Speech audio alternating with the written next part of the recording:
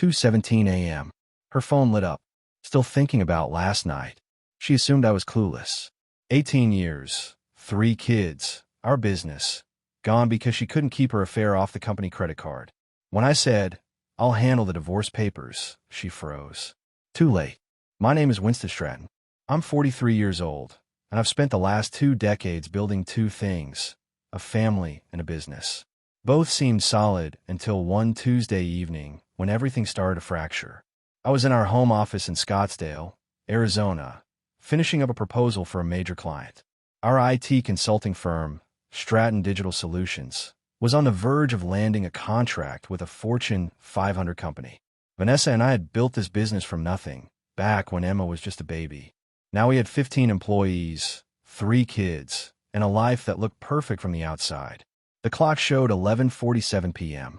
I heard Vanessa's car pull into the driveway. Late again. 3rd time this week. She'd said it was a networking event with potential investors, some tech mixer downtown. I walked to the kitchen to greet her, maybe warm up some dinner. She came through the door, and I noticed it immediately. Her hair was different, slightly disheveled, but in a deliberate way. Her lipstick was smudged at the corner, and there was a smell, not her perfume, something else, something masculine and woody. Vanessa said, dropping her purse on the counter, "You're still up. Just finished the Anderson proposal." I replied, studying her face. "How was the event?" "Exhausting." She kicked off her heels and headed toward the stairs. "I'm going to shower and crash." She didn't look at me. Not once. In 18 years of marriage, Vanessa always looked at me when she came home. Always kissed me hello. Always asked about my day before talking about hers. I stood in the kitchen, listening to the water running upstairs, and something cold settled in my chest. Not panic, not anger, just a quiet knowing, the kind that comes when your instincts finally speak louder than your denial. I walked back to the office and opened my laptop. Found her calendar, the one we shared for business purposes. Tonight's networking event wasn't listed anywhere. I checked her company email, the one she'd given me access to years ago for business continuity. Nothing about any mixer. No calendar invite. No confirmation email. That's when I started looking. Really looking. And what I found would destroy everything I thought I knew about my marriage. The next morning, I acted like nothing had happened. Made coffee, scrambled eggs for the kids, asked Vanessa about her schedule. She sat at the kitchen table scrolling through her phone, barely looking up. "Client meeting at 10, she said absently. "Then lunch with that potential investor. I might be home late again." Emma walked in, backpack slung over one shoulder, 17 and sharp as a tack. She glanced between us, sensing something but saying nothing. Jake thundered down the stairs next, 14 and perpetually hungry, grabbing toast without sitting down. "Where's Lily?" I asked. "Still getting dressed," Emma said. "She's taking forever picking out shoes." Normal morning. Normal family. Except nothing felt normal anymore. After everyone left, I went to my office and did something I never thought I'd do. I called my brother Nathan. He's a divorce attorney in Phoenix, one of the best, and I needed advice before I went any further. "When?" Nathan answered on the second ring. "What's up?" I hesitated. Saying it out loud would make it real. "I think Vanessa's having an affair." Silence. Then, "What makes you think that?" I told him everything. The late nights, the missing calendar entries, the smell, the way she'd stopped looking at me. Nathan listened without interrupting.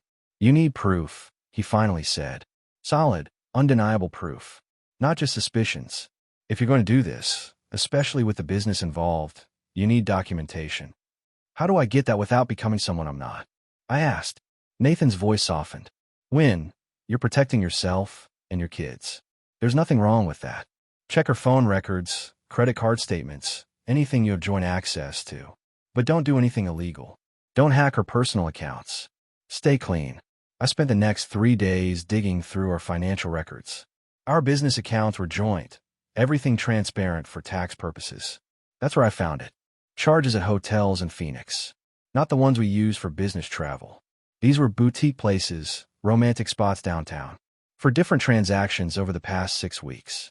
All on Thursdays. All charged to our business credit card under client entertainment. Then I found the receipts. Dinner for 2 at expensive restaurants. Wine that cost more than our monthly grocery bill. She'd categorized them as business expenses, deductible, smart.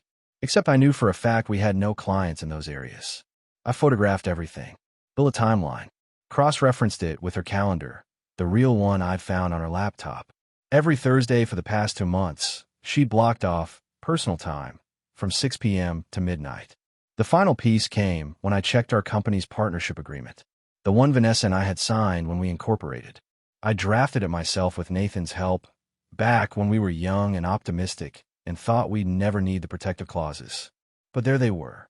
Infidelity clause, buyout provisions, everything I needed to protect myself and our kids if this went where I thought it was going.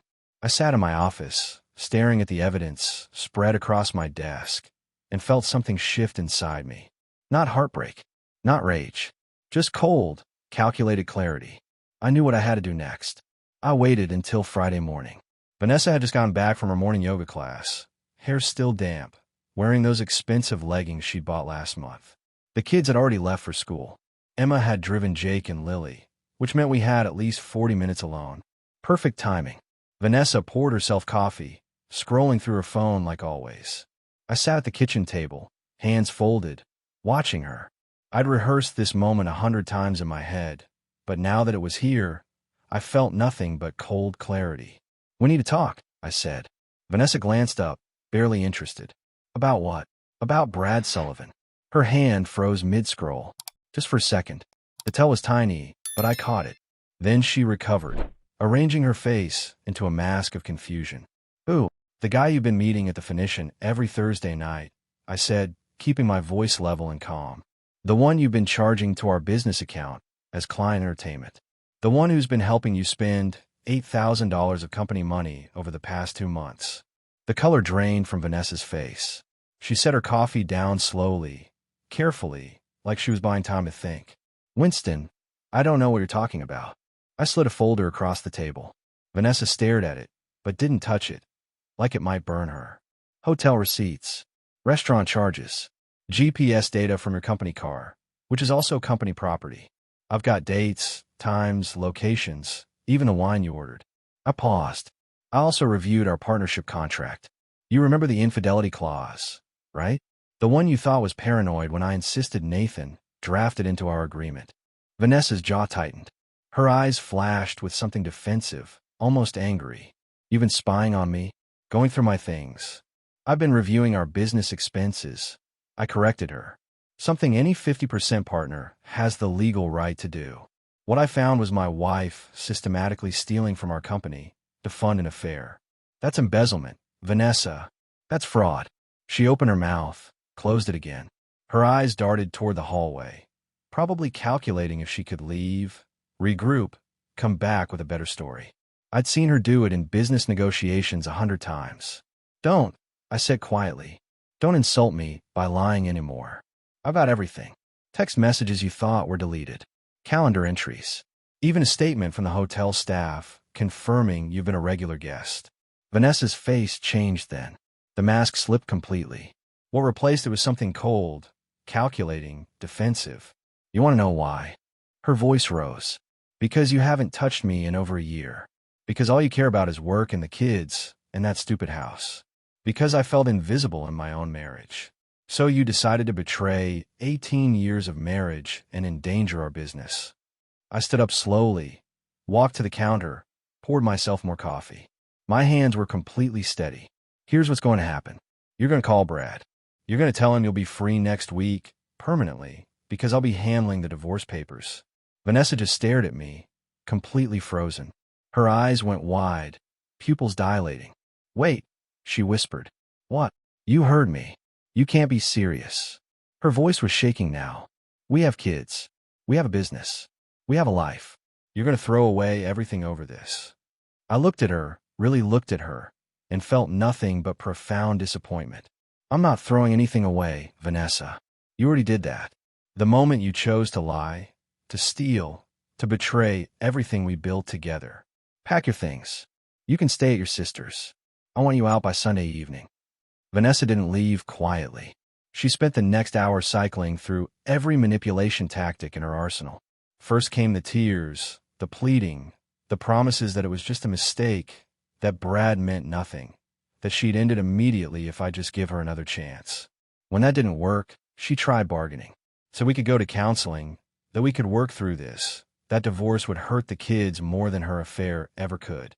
When I didn't respond, she turned vicious. "You'll regret this," Vanessa hissed, her face twisting into something ugly. "My father will destroy you.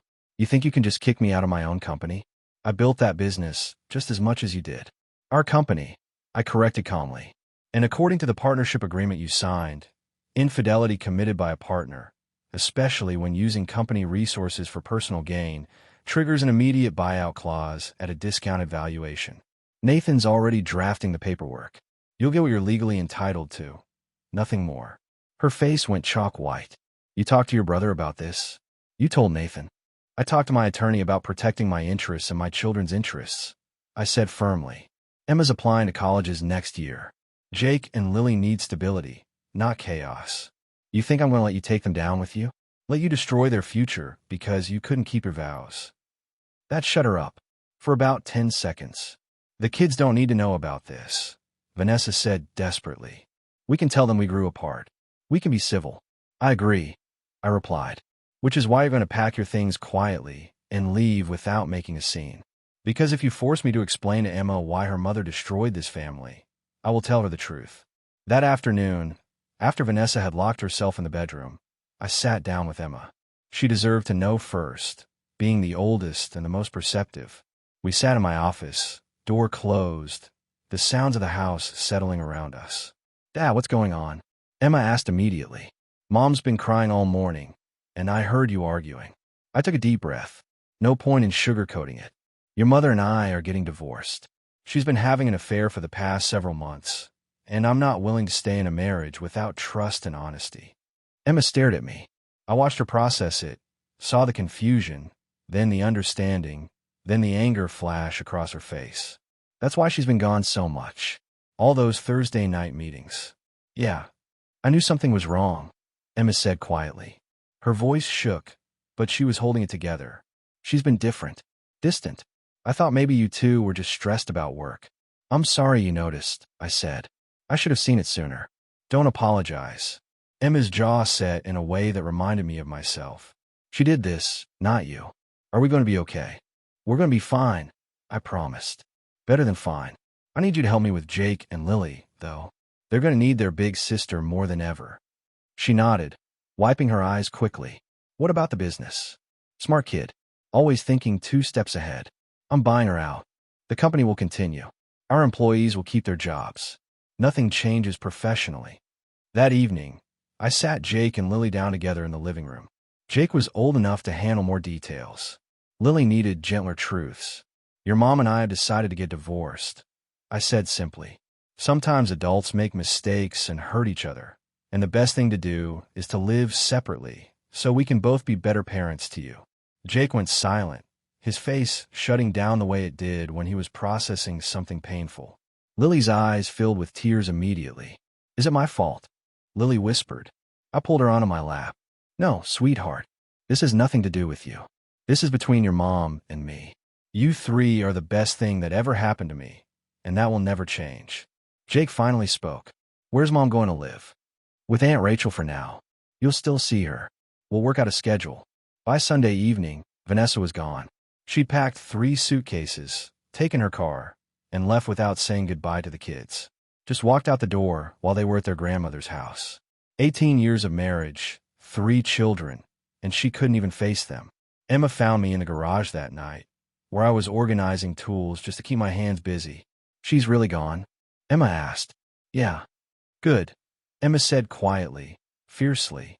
"She doesn't deserve you, and she doesn't deserve us." I pulled my daughter into a hug and realized something profound. I wasn't broken. I wasn't even damaged. I was free. Monday morning hit like a freight train. I was in my office at Stratton Digital Solutions, reviewing the preliminary buyout calculations Nathan had sent over, when Michelle, our executive assistant, knocked on my door. "Winston, there's someone here to see you. He says it's urgent. Name's Brad Sullivan." My blood went cold, then hot, then settled into something perfectly calm. "Send him in."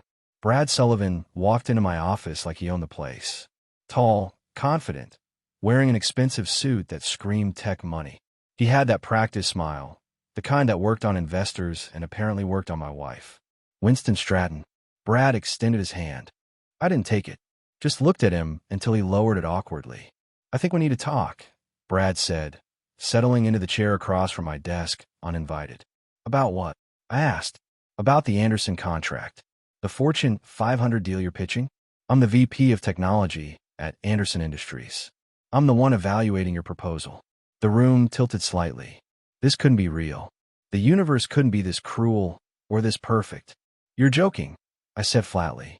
Brad's smile widened. Not joking. Small world, right? I've been reviewing your proposal for the past 3 weeks. Very impressive work. Vanessa's been helping me understand your company's capabilities during our meetings. There it was. The smugness. The deliberate provocation. I stood up slowly, walked around my desk, and closed the office door.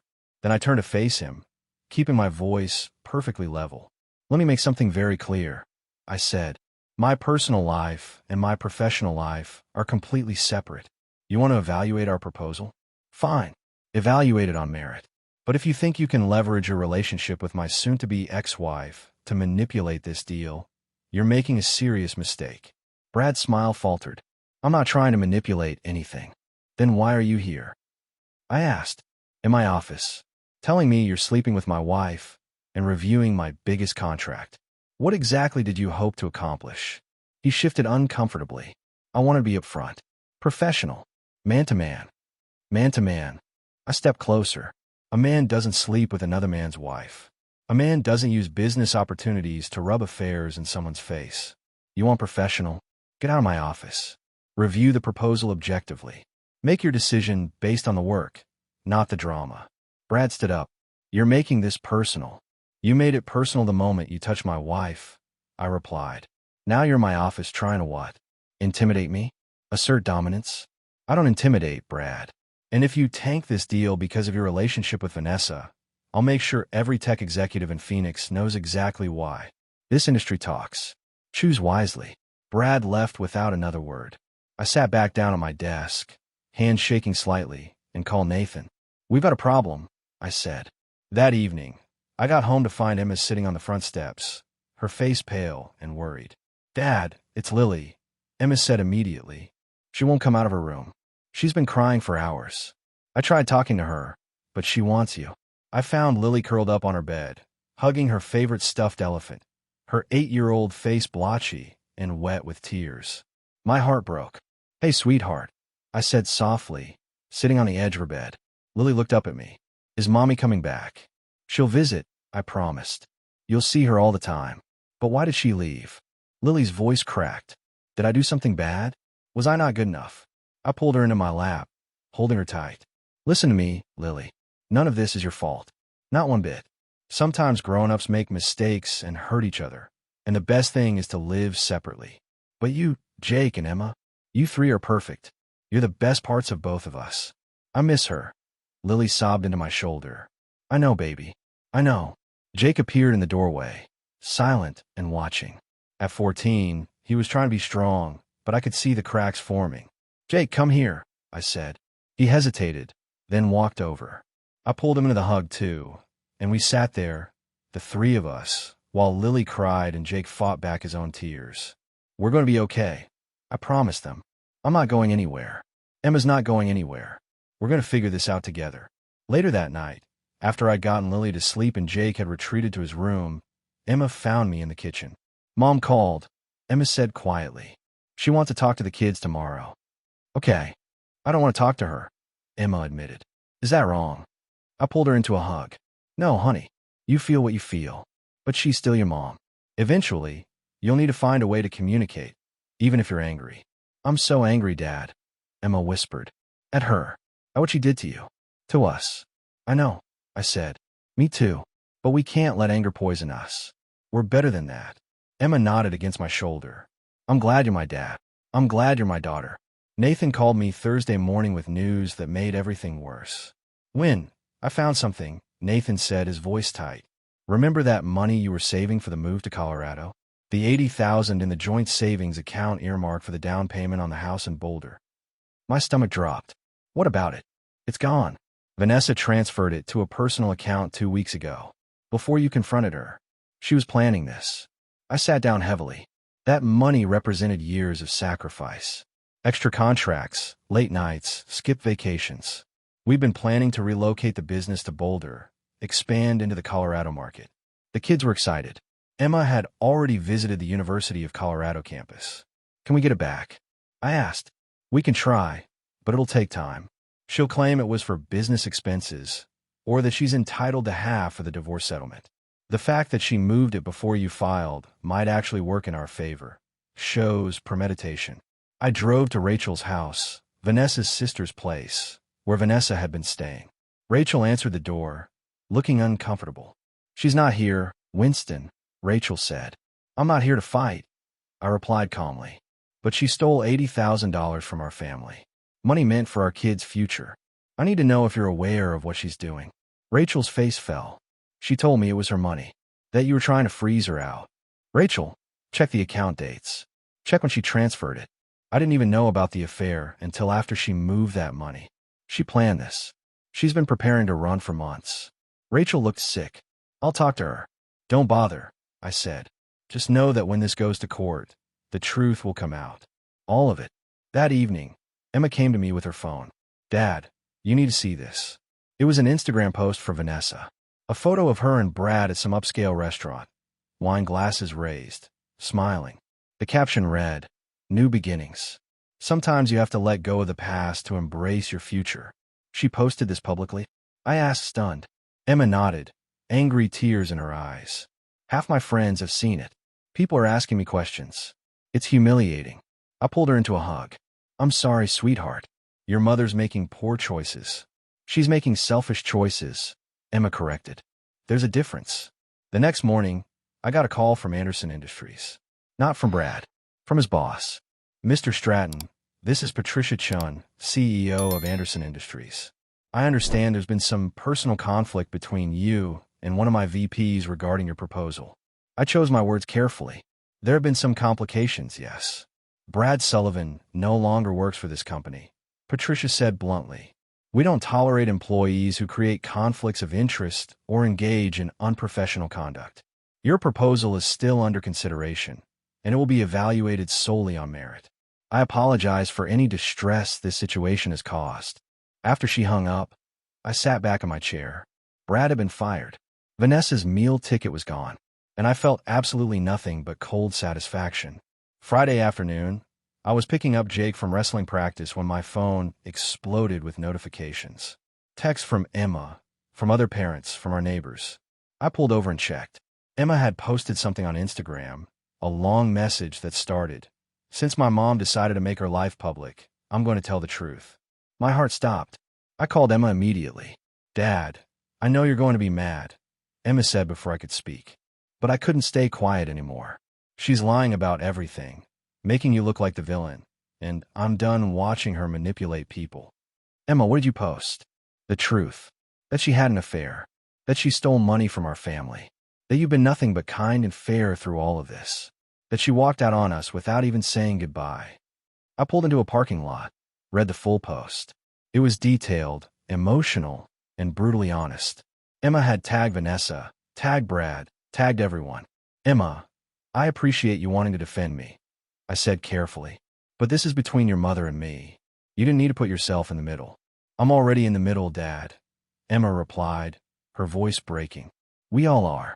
And I'm tired of pretending everything's fine when it's not. She hurt you. She hurt us. And she's out there acting like she's the victim. I drove home, found Emma in her room. She'd been crying. I'm not mad, I said, sitting on her bed. But I need you to understand something. When you go public like this, there's no taking it back. Your relationship with your mother just changed permanently. It already changed, Emma said fiercely. The moment she chose someone else over her family. That evening, Vanessa called. Not me. She called Emma directly, screaming loud enough that I could hear it from across the room. Emma held the phone away from her ear, let Vanessa rant, then said calmly, You made your choices, Mom. I'm making mine. Don't call me again until you're ready to apologize to Dad and actually mean it. Then Emma hung up. She looked at me, tears streaming down her face. Did I do the right thing? I pulled her into a hug. You stood up for what you believe in. You defended your family. That takes courage. I'm proud of you. Later that night, Jake knocked on my office door. Dad, I want to talk to Mom. Tell her she needs to give the money back. I looked at my 14-year-old son, seeing the anger and hurt in his eyes. Jake, that's not your responsibility. She stole from us. Jake said simply. That money was for our new house. For our future. She doesn't get to just take it and pretend everything's fine. My kids were fighting my battles. And while part of me was proud of their strength, another part of me ached that they had to grow up this fast, this harshly. I'll handle you, Mother. I promised. You focus on being a kid, on wrestling and school and your friends. Let me carry this weight. But Jake shook his head. We're a team, Dad. You taught us that. Teams support each other. And in that moment, I realized something. Vanessa hadn't just destroyed our marriage. She'd forged something stronger. She'd united our family against dishonesty, against selfishness, against betrayal. We were broken, but we were becoming something better. The divorce hearing arrived 3 months later. Nathan had warned me it would be brutal, and he wasn't wrong. Vanessa showed up with an aggressive attorney from Phoenix, a woman named Catherine Price who specialized in high-asset divorces. They came ready for war. Your Honor, Catherine began, my client has been systematically pushed out of the business she helped build. Mr. Stratton has used his position to isolate her, to turn their children against her, and to manipulate financial records. Nathan stood immediately. Your Honor, we have documented evidence that Mrs. Stratton engaged in an extramarital affair using company resources, embezzled company funds, and transferred marital assets to personal accounts in preparation for divorce. We're not requesting anything beyond what the partnership agreement stipulates. The judge, a no-nonsense woman in her 60s named Judge Martinez, looked over the documents. I've reviewed the partnership agreement. The infidelity clause is clear. Mrs. Stratton, did you or did you not engage in an affair while using company credit cards for personal expenses? Vanessa's attorney tried to object, but the judge silenced her with a look. I made a mistake, Vanessa said quietly, playing the victim. I was lonely. Winston had become distant, cold. I saw companionship. That's not what I asked. Judge Martinez interrupted. Did you use company funds for personal expenses related to an extramarital affair? Vanessa hesitated. Yes, but... And did you transfer $80,000 from a joint savings account to a personal account prior to divorce proceedings? That money was mine, Vanessa argued. I earned it too. Nathan stood again. Your Honor, that money was specifically designated for a family relocation and business expansion to Boulder, Colorado. Mrs. Stratton transferred it 3 weeks before Mr. Stratton even knew about the affair. We have documentation showing premeditation. The judge reviewed more documents. I'm ordering the immediate return of 75% of that money to a joint account pending final asset division. Mrs. Stratton, you'll receive your buyout according to the partnership agreement terms, which, given the circumstances, is generous. Vanessa's face went white. Catherine Price tried to argue, but the judge had made her decision.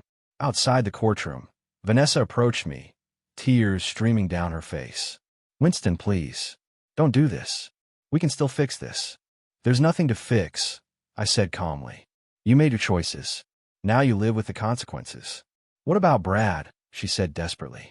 He lost his job because of you. He's struggling. We need that money. I stared at her, genuinely shocked. You're asking me to fund your affair? After everything. I'm asking you to have compassion, Vanessa replied. I have compassion, I said. For our kids. For the family you destroyed. For the future you threw away. But for you and Brad? You're on your own. Nathan pulled me away before I could say anything else. Let's go win. You won. But it didn't feel like winning. It just felt like surviving. 8 months after the divorce was finalized, I stood in the living room of our new house in Boulder, watching movers carry in furniture. Emma had just started her freshman year at the University of Colorado. Jake was thriving at his new high school, captain of the wrestling team. Lily had made friends at her 3rd grade class and barely mentioned her mother anymore. The business had survived. More than survived.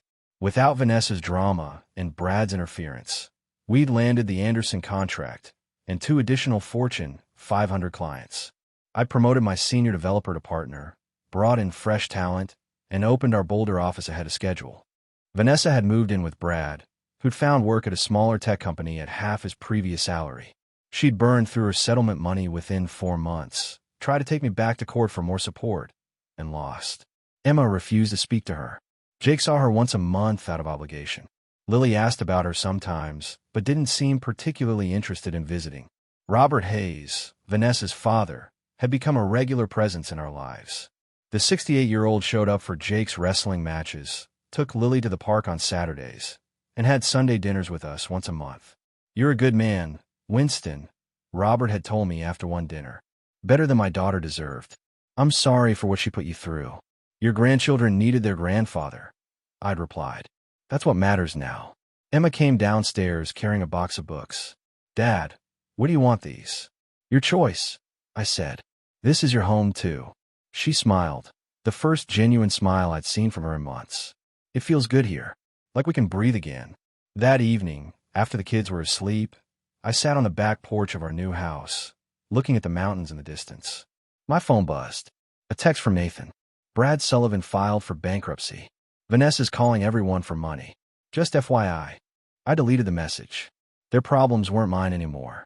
I thought about the man I'd been a year ago, the one who discovered his wife's betrayal and thought his world was ending. I'd been wrong. My world hadn't ended. It had just been cleared of the rot, so something stronger could grow. I taught my kids that integrity matters, that honesty matters, that you don't compromise your values even when it hurts.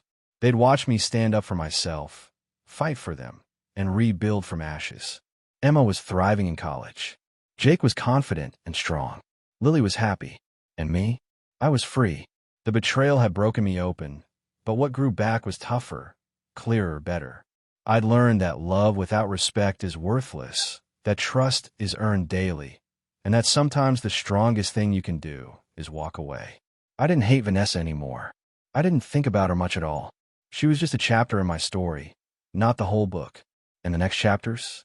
Those were mine to write.